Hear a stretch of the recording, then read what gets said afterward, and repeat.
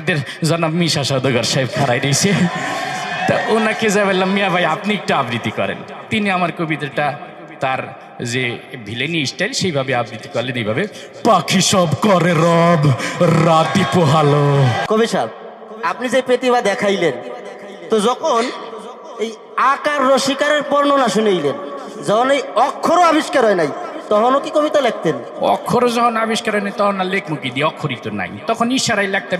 একদিন চিন্তা করলাম যারা সিনেমা জগতে কাজ করে তারা আমার কবিতাটা কিভাবে আবৃত্তি করে। এই চিন্তা করে একদিন এফডিসিতে গেলাম, গেট দিয়ে হান দিতে দেখি ডিপজল সাহেব খাড়াই রয়েছে। তা তাকে যেয়ে বললাম যে আপনি আমার এই কবিতাটা কিভাবে আবৃত্তি করেছেন। সে আবৃত্তিটা শোনাইলো এইভাবে, ওই পাখি সব কর্তাছে বোঝো নাই ব্যাপারটা, কাননে কুসুম কলি সব ছান্ডে মান্ডে কলো যায় গেছে গা।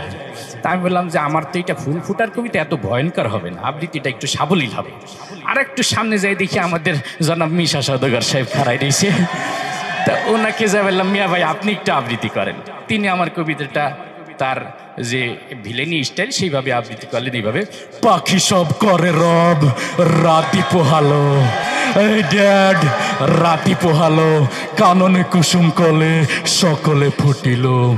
তা আমি বললাম যে আপনারটা তো আরো বেশি ভয়ঙ্কর শোনা গেল, এত ভয়ঙ্কর না তো, এটা ফুল ফুটার কবিতা, একটু আনন্দ হবে।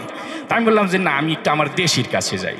পরে সামনে যদি আমাকে দেশি কাবিলা খারাই গেছি, তা কাবিলাকে যাই বললাম তুমি একটু আবৃত্তি করো। কাবিলা আমার কবিতাটা আবৃত্তি করলো, পাখি সব ভর্তি আছে রায় পোহাই গেছে স্যাত করিয়ে, আর কাননে কুসুম কলি সব ফুটে গেছে ফ্যাত করিয়ে। তা আমি বললাম যে মাশাল্লাহ তোর আবৃত্তিটা সুন্দর, কিন্তু মাঝখানে ফ্যাত করি আর ফ্যাত করি কোন সময় আসলো, এটা তো আমি লিখিনি। তাই বললাম যে থাক, তোর আর আবৃত্তি শুনবো না। আর একটু সামনে যাই দেখি ইমোশনাল একটা নায়ক আছে না, কথায় কথায় কান্দে, ওমর সানি সব খারাই রয়েছে।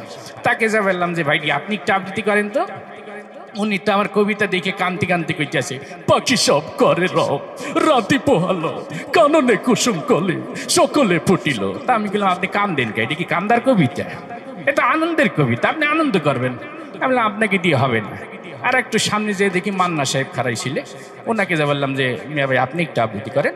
উনি ওনার মতো করে আবৃত্তি করলো, পাখি সব করে রব রাতি পোহালো, আম্মা জান রাতি পোহালো, কাননে কুসুম কলে সকলে ফুটিল। তা আমি বললাম আপনার আবৃত্তিটাও সুন্দর, ভয়েসটাও সুন্দর, কিন্তু মাঝখানে আবার আম্মা জানাই লোক বিদ্যে, আমি তো আম্মা জান লিখিনি। আর একটু সামনে যেয়ে দেখি যে অ্যাকশন হিরো কথা কথা মারামারি করে রুবে, উনি খাড়াই দিয়েছে। ওনাকে যা বললাম যে জনাব আপনি একটু আবৃত্তি করেন। উনি আমার কবিতা তো সেই টিমিতে কয়, পাখি সব করে রব রাতি পোহালো, কাননে কুসুম কলে সকলে ফুটিল। আমি বললাম থামেন, আপনার কাছে আমার কবিতাও নিরাপদ না, আমিও নিরাপদ না, কোন সময় নাক মুখ জোড়া এটা ঘুষি মারি দিবেন বলা যায় না। তাই আমি বললাম যে থাক, এই চলচ্চিত্র অঙ্গনে আর আমার আবৃত্তি শোনা স্বাদ মিটে গেছে, আমি একটু রাজনৈতিক অঙ্গনে যাই। রাজনৈতিক অঙ্গনে যাই, প্রথমে দেখা হয়ে গেল আমাদের সবার প্রিয় কাকু, সবাই যাকে কাকু কাকু বললে ডাকি আর কি। তা কাকুকে যাই বললাম যে কাকু আমার কবিতাটা একটু দেখেন তো। উনি আমার কবিতাটা দেখি বলতে আছে খেলা হবে। তা আমি বললাম যে খেলাধুলা পরে করি না, আগে আবৃত্তিটা করেন। তো উনি আমার কবিতাটা আবৃত্তি করলো, পাখি সব করির রাতি পোহালো, এ নিয়ে রাজনীতি করার কিছু নেই, কাননে কুসুম কলি সকলেই ফুটিল, ফুল ফুটু আর না ফুটু পদ্মা সেতু কিন্তু হয়েই গেল, জ্বালা জ্বালা অন্তর জ্বালা।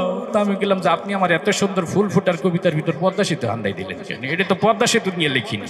তা আমি বললাম আপনার দলে আর আমি কাজ করবো না, আমি আপনার বিরোধী দলে চলে যাই ম্যাডামের কাছে।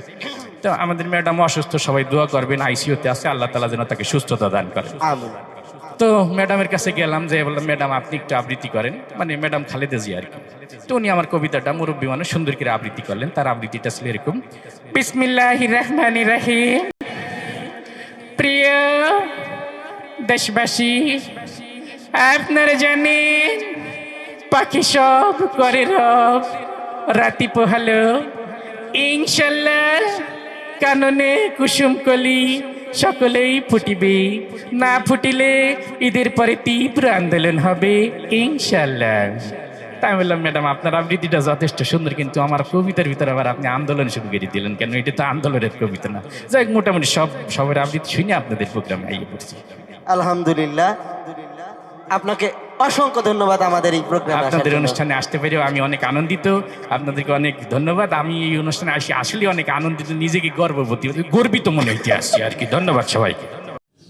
on my videos will increase your videos follow and reach.